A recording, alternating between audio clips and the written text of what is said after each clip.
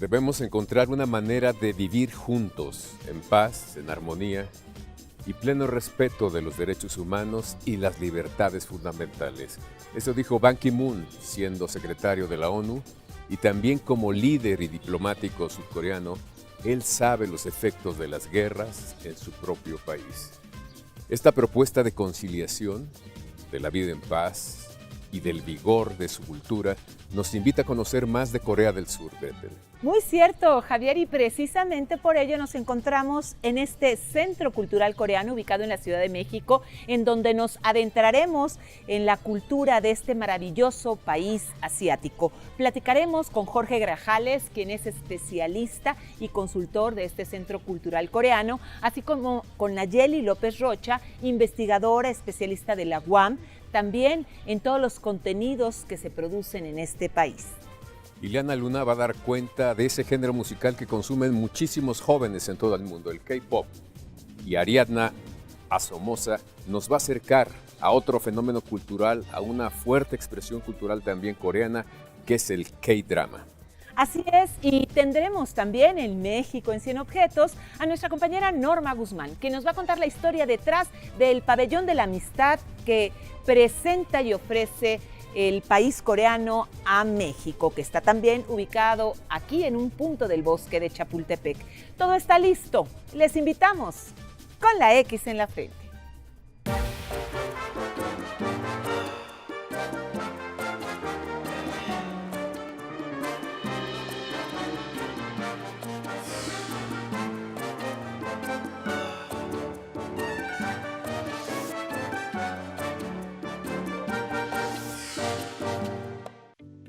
La llamada ola coreana que todos hemos visto inició en 1990 cuando el gobierno de Corea del Sur decidió otorgar fuertes subsidios a su arte y música, no solo por el bien del entretenimiento, sino para darse a conocer como país independiente.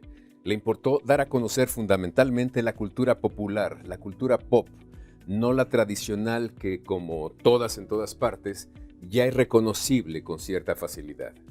Los resultados están a la vista. Corea se ha convertido en un gran exportador de nuevas formas culturales de expresión, como la música K-pop, que se hizo increíblemente popular en YouTube desde el año 2000, pero también están los webtoons y los K-dramas, con influencias chinas y japonesas, pero también con un estilo muy diferente, tanto que puede ser reconocido por los jóvenes de todo el mundo. En 1999, la cinta Shiri se convirtió en un éxito de taquilla al superar el récord marcado por Titanic, y en 2021 inició una serie que se ha convertido en una de las más emblemáticas y populares de Netflix, El Juego del Calamar, una crítica dura a la cultura del dinero fácil fomentada por la corrupción y el narco. ¿Y qué decir de los famosos K-pop? Como BTS, en donde también destacan las bandas de mujeres que llenan estadios en todo el mundo, como Blackpink. Para millones de jóvenes en todo el mundo, la cultura se escribe con K. Los primeros contactos entre Corea y México surgirían desde la antigüedad, cuando religiosos jesuitas de la entonces Nueva España viajaron a aquella península con el fin de predicar el cristianismo. Luego vendría una importante ola de migrantes, aproximadamente 1000, quienes terminarían por asentarse en Yucatán, esto en el año de 1905, pero formalmente no fue sino hasta el 26 de enero de 1962, en el cual se establecieron relaciones diplomáticas entre Corea y México, y justamente este Centro Cultural Coreano celebró en 2012 estos 50 años de relaciones entre estos países hermanos. Nos encontramos en esta sala de exhibiciones en donde usted puede visitar y seguramente apreciar piezas de pintura como la que estamos viendo, o también de escultura, cerámica u otros objetos.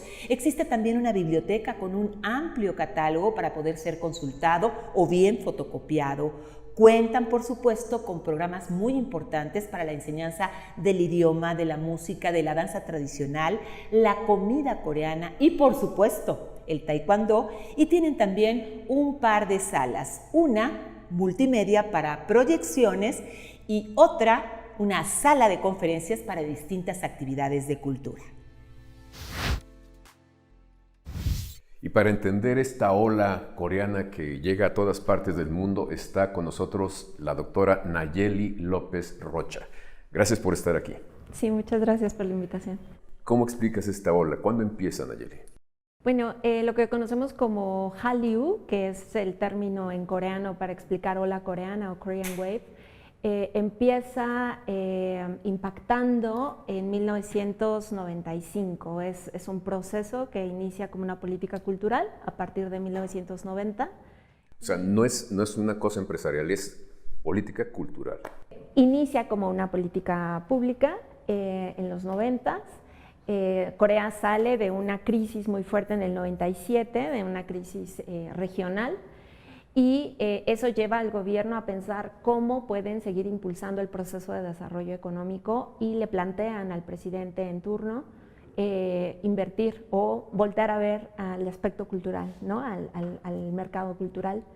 Y ellos establecen una política junto y a la par que Corea empieza un proceso de globalización, es decir, reciben apoyo del Fondo Monetario para salir de la crisis, pero también les condicionan que se apertura el mercado. Entonces, ellos reciben otras inversiones, pero salen al mismo tiempo. Entonces, empieza un proceso, una dinámica de globalización que les permite de a poco, inconscientemente, llegar al mercado chino, que es muy grande. Es fuerte, claro. Y eso es lo que hace como el primer boom, ¿no? Es donde pega primero, ¿verdad? Es donde pega primero en China e incluso es donde se acuña el término Hallyu a través de un periódico chino. Sí, me llama mucho la atención porque se dan cuenta muy pronto que las expresiones culturales generan riqueza y no solamente cultural, sino económica. Sí. Es una gran industria en materia de cine, sí, en materia de dramas, o no sé cómo les llaman, lo que suben a las plataformas. Sí. Dan unos campanazos fortísimos. En materia de cine creo que es en el 95, ¿no? Sí. Con una película que recauda más que Titanic, por ejemplo. Sí, han tenido pues títulos muy importantes, porque aparte de todo, pues es un cine, bueno, no es solo el cine, son todos los productos que conforman Hallyu. Inicialmente eran como enfocados en estas tres partes, ¿no? En el cine, en las telenovelas y en la música. Pero había otros elementos como las caricaturas, que también llegaron a Canal 11, por ejemplo, y los videojuegos. Entonces, como que eso fue como una primera etapa. Y después, cuando el gobierno percibe que es una forma de llegar, sobre todo de abrir mercados, porque Corea es una economía basada en las exportaciones. Entonces, es una economía fuerte, pero necesita exportar. Claro. Entonces, para poder exportar y abrir mercados, pues soft power o el poder de la cultura o la diplomacia cultural, como también le llaman, es una herramienta muy importante para pues llegar a otros mercados, ¿no? Entonces, en una primera fase, digamos que son esos productos, pero después empiezan a ampliarlo, empiezan a integrar tanto elementos de la cultura tradicional coreana, que son seleccionados como representativos de esa cultura, claro que no integran todos, pero también empiezan a integrar elementos de la Corea contemporánea, como el desarrollo tecnológico, la tecnología de punta, la medicina estética, algunos que son mezclados, como el deporte, el taekwondo, que es el deporte nacional de Corea, lo integran, pero también les suman pues, el espacio que ha ganado el taekwondo a partir de los Juegos Olímpicos de Seúl en 1988, por ejemplo, que antes no era deporte olímpico. Entonces, empiezan a integrar todos esos elementos que les van a ayudar a identificarse como un país independiente, como un Estado-nación pues joven, porque realmente es a partir del periodo de la posguerra, después de los 50, que se empieza a identificar a la península coreana como dos países diferentes. Y hay una fuerte presencia de la mujer en la música, sí, en los dramas, etcétera. Sí, sí. La idea de la representación de la mujer, que es algo que suelo mucho repetir en las clases, no deja de ser una representación. Si comparamos estos estilos que se proyectan de mujeres jóvenes, guapas, exitosas, ya con mucho dinero, digamos, con el mundo dominado, no deja de ser la misma concepción de Occidente del éxito, ¿no? Entonces también es necesario señalar que estos productos coreanos son híbridos. tienen mucho de lo coreano, pero al mismo tiempo tienen elementos que rescatan de una industria occidental que domina la dinámica de distribución de los productos que se consumen a través de plataformas o a través de YouTube o a través pues, de lo que circulamos, ¿no? Y en México son países con un machismo muy acendrado, ¿no? Exacto, el machismo sigue presente. Nada más que aquí lo presentamos brutalmente en las telenovelas. Sí, y allá no. ¿Por qué? Porque se cuida mucho lo que se proyecta. Hay mucho control de lo que se proyecta. Dígase, pues, gobierno, dígase industria privada, dígase como sea, o la misma sociedad coreana es muy crítica. Entonces, si la sociedad detecta que hay cosas que no deben de ser reproducidas, protestan y se manifiestan y dejan de consumir. Y aquí consumimos el plato de sangre cotidianamente. Y aquí aceptamos eso, o sea, lo aceptamos y lo ratificamos y nos quejamos, pero lo seguimos consumiendo. Entonces, creo que eso es una lección importante desde Corea, que si encontramos productos que no son benéficos para nuestro desarrollo y nuestra interacción social, pues tenemos que manifestarlo, ¿no? O sea, si no nos gustan estas series que hoy sacan, ¿no?, que aluden o potencializan la imagen de los violentadores sociales como los narcotraficantes, pues bueno, no hay que consumirlas. ¿No? Y la muestra de que el público mexicano no quiere consumirlas es el crecimiento de todo lo que estamos importando de Corea. Exactamente. Ahí es, y es algo que siempre, por ejemplo, con los jóvenes, cuando hacemos los estudios queda muy claro. Es que estamos hartos de eso, queremos otra vida, queremos otra realidad, queremos otra cosa, ¿no? Y es como un discurso muy diferente de los jóvenes al discurso de las generaciones, pues que quizá se acostumbraron, ¿no?, a consumir estos productos tradicionales, ¿no?, que pues generan pues morbo, yo pienso, pero que enganchan a esas otras generaciones. Entonces hay un parteaguas en el modelo de consumo de este tipo de productos, desde mi perspectiva. Pues muchísimas gracias, nos aclaras mucho el panorama y ojalá nos escuchen políticos y empresarios para ver que hay otras realidades que se pueden presentar, digamos, en los medios masivos, en el cine, en los dramas, para darle un poquito de movimiento distinto a esta sociedad mexicana. Sí, en clase siempre los jóvenes dicen, ¿por qué México no hace eso? Si tenemos una cultura tan vasta, tan diversa, tantas expresiones culturales, de tantas formas, ¿por qué no hacemos lo mismo, no? Que nos asocien mejor a, sí, quizá nuestras culturas antiguas, pero también al potencial actual que tiene México y no solamente a cosas malas, ¿no? Entonces, estaría padre poderlo plantear y que México tuviera una iniciativa también de este perfil. Muchas gracias por la invitación. Gracias a ti y seguimos con la X en la frente. Entre algunos efectos del intercambio que a lo largo de muchos años y desde la antigüedad ha sostenido Corea con México, está presente, por ejemplo, que actualmente ya en 15 universidades de Corea se enseña formalmente el idioma español e incluso existe un departamento de literatura hispanoamericana que permite a decenas de jóvenes estudiantes o profesores programas de intercambio. Y bueno, en cuanto a México, el efecto es importante si consideramos que las técnicas coreanas de cultivo enriquecieron la producción agrícola de Yucatán, una zona en la que se asentarían en 1905 poco más de 1,000 migrantes coreanos que llegaron en ese momento. Y más recientemente, otra gran ola migrante en los años 60 llegaría a México y daría a conocer la práctica y el desarrollo del taekwondo, un deporte que actualmente en México practican más de 2 millones de mexicanos. Y bueno, más recientemente hay que hablar de la Hallyu u ola coreana, con todos sus productos culturales, el K-pop, los K-dramas, los webtoons y otras cosas. Y en este punto, justamente nuestra compañera Ileana Luna nos acerca a conocer el K-pop. ¿Sabías que el K-pop es una fusión de sonidos que engloba la esencia de Corea y la música americana? Y que gracias a la onda expansiva Hallyu se ha convertido en un fenómeno mundial.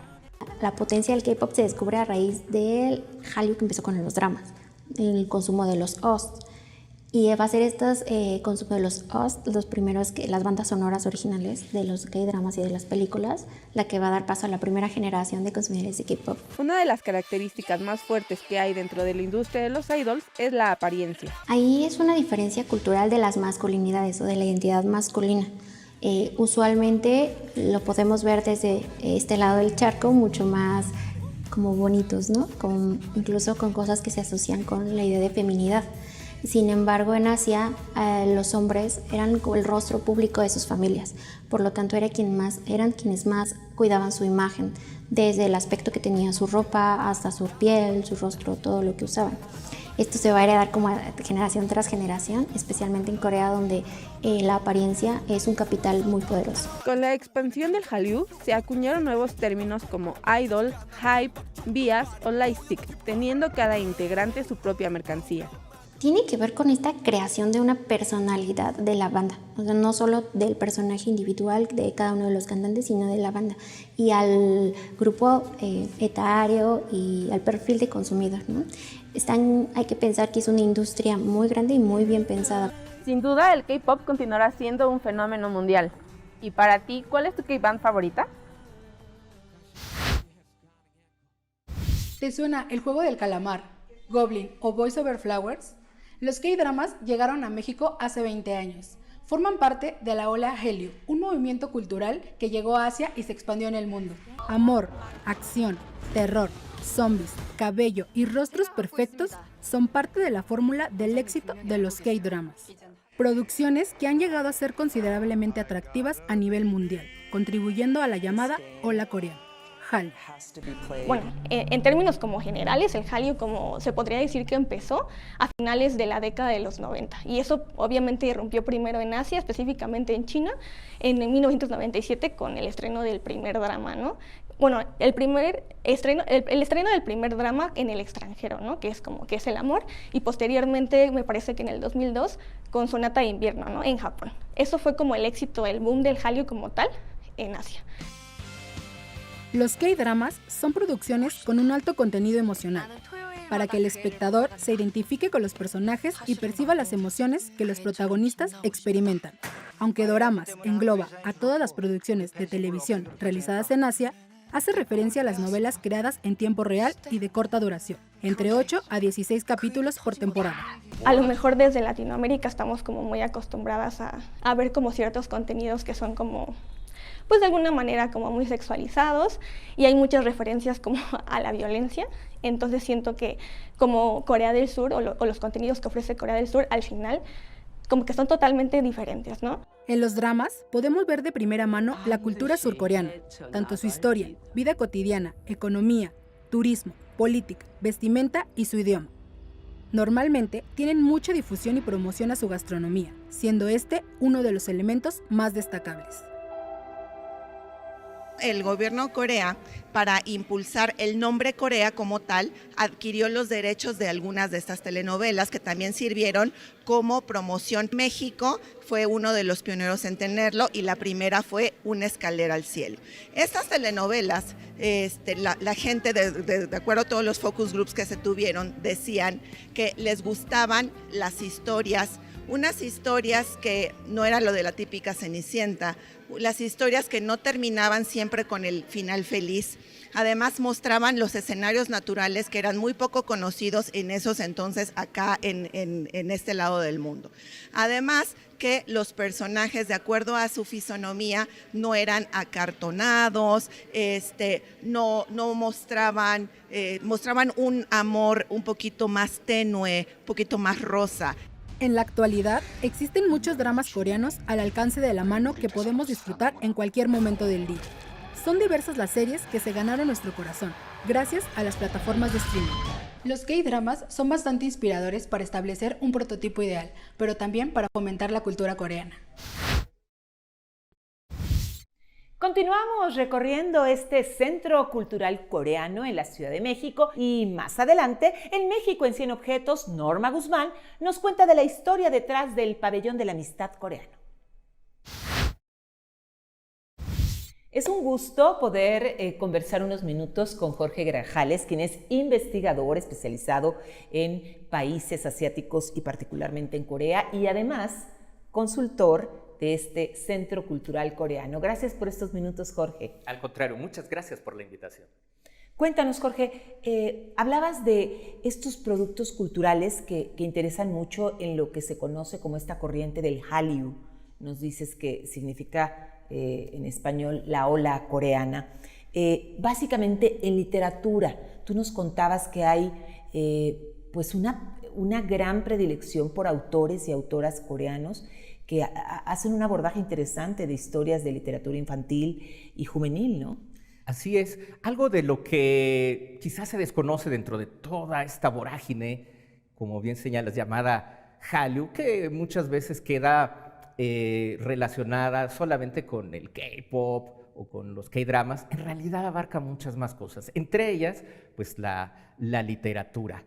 Y dentro de la literatura, Corea del Sur es uno de los países líderes en cuanto a la producción de literatura infantil y juvenil. Sus libros ilustrados pues son bastante reconocidos, han ganado premios internacionales dentro de estos rubros, y es una literatura que apenas se está empezando a conocer en México, también gracias a estas bondades, ¿no? Claro. Del Hallyu. No solamente literatura infantil y juvenil, sino también la literatura que actualmente se está haciendo, esta literatura contemporánea, que también está representada por voces femeninas.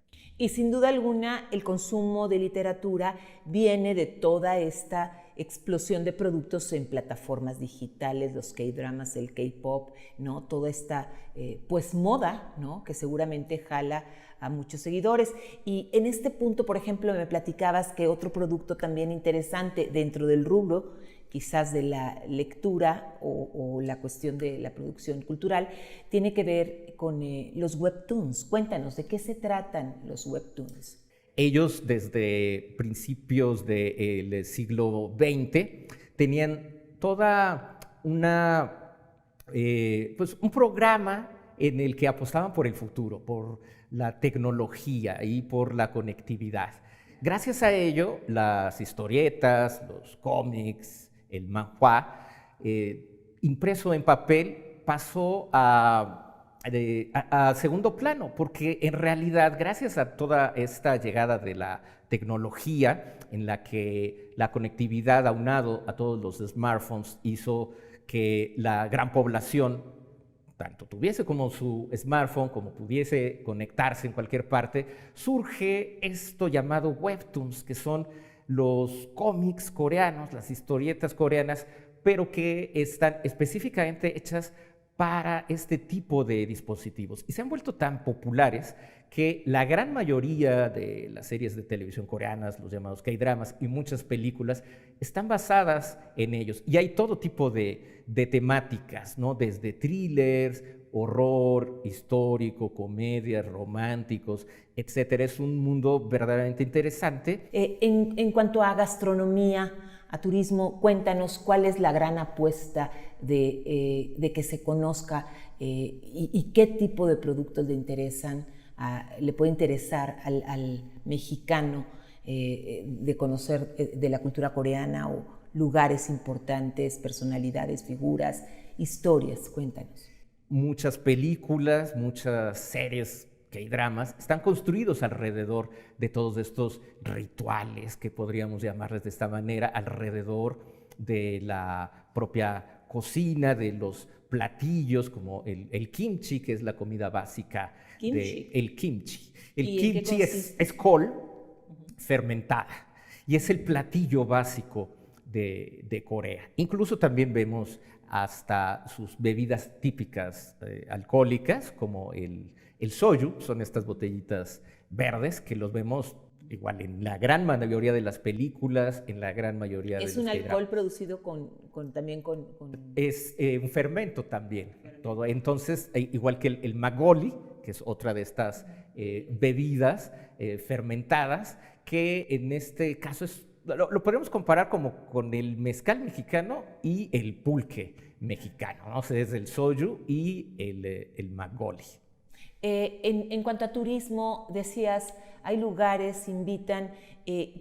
¿Cuáles son realmente desde el punto de vista de historia o de cultura lugares importantes a conocer en Corea que inviten a la gente a través de estas producciones?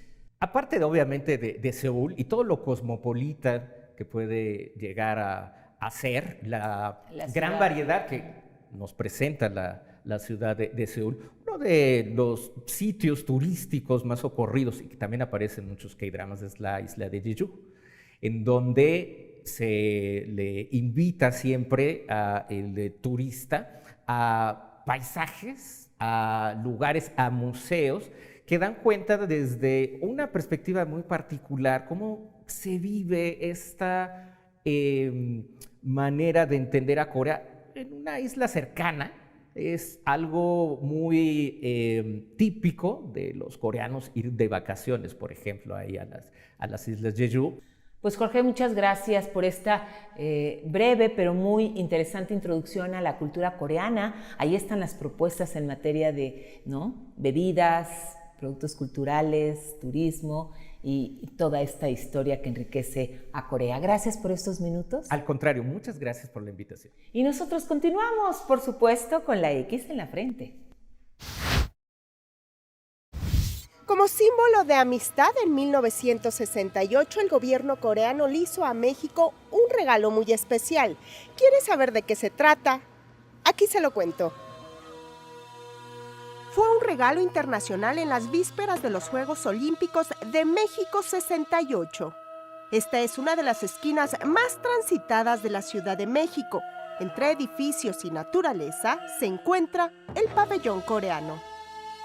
Desde que llegó esta pagoda a nuestro país, se instaló dentro del bosque de Chapultepec y es una réplica exacta de donde se firmó la independencia de Corea del Sur. La estructura está intacta, se aprecian a la perfección los brillantes colores y al estar ahí se puede sentir paz y tranquilidad. El pabellón coreano es representativo de la arquitectura del siglo VIII de aquel país. Tiene forma rectangular y con un techo de 2 caídas. Cabe destacar que este tipo de pabellones en aquel país se utiliza para la lectura de obras clásicas, escribir poemas o simplemente disfrutar de la naturaleza. Llegamos al final del programa y la verdad resulta muy interesante acercarnos a la cultura sudcoreana porque conjunta tradición y modernidad, alta tecnología, expresiones musicales de vanguardia con sobre todo grupos de jóvenes. Es todo un ejemplo para seguir de muchas maneras y también estoy seguro que por lo dinámico de esta cultura nos va a seguir sorprendiendo con otras propuestas culturales. Sin duda, Javier, y sobre todo en este mundo global en el cual el intercambio es inmediato, esta es una gran oportunidad justamente de tener varios puntos de vista entre adultos y jóvenes sobre la música, los artistas y otros contenidos de cultura fascinantes como lo es Corea del Sur. Queremos agradecer de verdad todas las facilidades que nos ofreció este Centro Cultural Coreano para la realización de este programa y a ustedes, ya lo sabe, les esperamos en la próxima emisión. Por supuesto, aquí, con la X en la frente.